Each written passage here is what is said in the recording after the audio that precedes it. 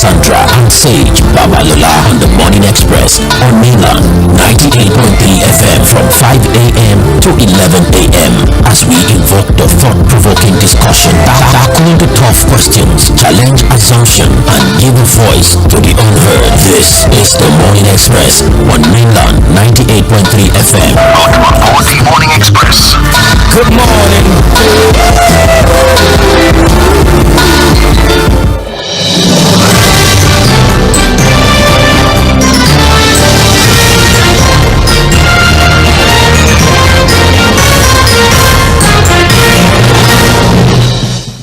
Good morning and welcome to Trends in the Papers on Mainland 98.3 FM. Time check right now is 7:41 a.m.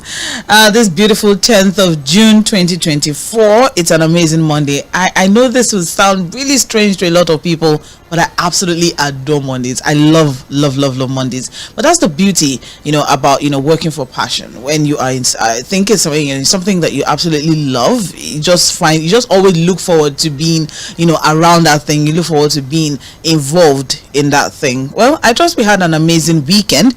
Speaking of weekends, I'll just quickly run us through the major stories that trended over the weekend before we go into what's going on for today, the 10th of June. And before then, of course, this is Trends in the Papers, where we look through the major stories trending on the front pages of our dailies. My name is Omobola Sandra, and you're listening to Mainland 98.3 FM. Stories that trended over the weekend. I'll start things off with the Guardian newspaper, where the major headline was as regards the national minimum wage as Labour fires back at state governors. So there's been a lot of back and forth over the weekend as regards the minimum wage conversation. The federal government increased by 62,000 naira. I don't know, Fouad and I had a conversation last week as regards, federal government saying, we're committed to higher than 60,000 naira, and we said, okay, hopefully it is not 60,500, but they didn't disappoint us.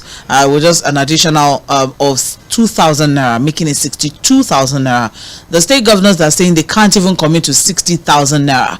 Organized private sector is totally comfortable with 57,000 naira, and labor has dropped from 494,000 naira to 250,000 naira. That's the update as regards the minimum wage conversation. So now it's a face-off between the federal government and the state governors. State governors are saying, and interestingly, all 36 of them unanimously agree that no, we cannot, including the 70,000 naira guy in Edo State. Well, we'll come back to that, of course, as we look at the stories for today. But that's as regards the major stories that trended over the weekend. There's also the story as regards what happened in a party in Ondo State. EFCC arresting suspects at nightclubs and all of that in Ondo State. There's also controversy at Ahmadu Bello University as lecturers get 3 queries in 1 minute. That's a very interesting one. You may want to look deep into that one. It's on page 3 rather of the Guardian newspaper, and that's for Sunday. All right. Still on Sunday, we also have here for Sunday Punch, Dangote Refinery. All majors blame theft, low production for poor crude supply. So last week we also had a conversation around the fact that Aliko Dangote has been, decrying poor crude supply as reason why he has not been able to, get things done as regards his refinery. But then we have here all major marketers are saying, theft and low production is what's to blame for that one. Saying even modular refineries are not even getting crude at all. And here we have already gone on to have an agreement with some international Western world as regards collecting loan for crude.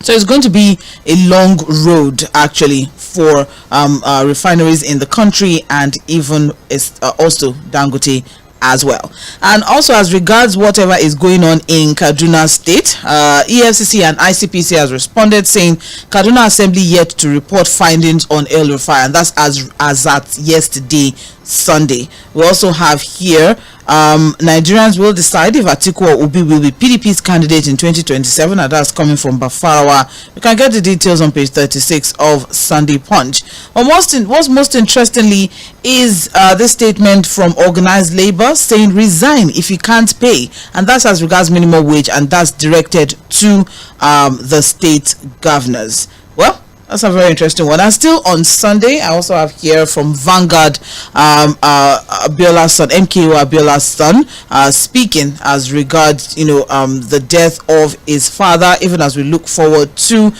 June 12 Democracy Day, which is on Wednesday. You can get all of the details on page 9 of Vanguard, Sunday Vanguard newspaper. That's 9th of June. All right. There's a whole lot more to look at. We don't have enough time to look at what we had on Saturday, but those are the major updates as regards what trended over the weekend. Now let us see what we have for this morning. We'll be having Fuad Said join in via the phone line before we move on to the stories for this morning. But don't forget, we're live on Facebook and YouTube, so you can follow the program on those platforms. You can also drop your comments in the live chat section if you have any comments as the show progresses. By the time we move on to Mail and Focus, we'll be taking all of these comments in our stride. All right. Good morning, Fuad. How are you doing, and how was your weekend? Yeah, good morning, Sandra. I'm good. It was a good one.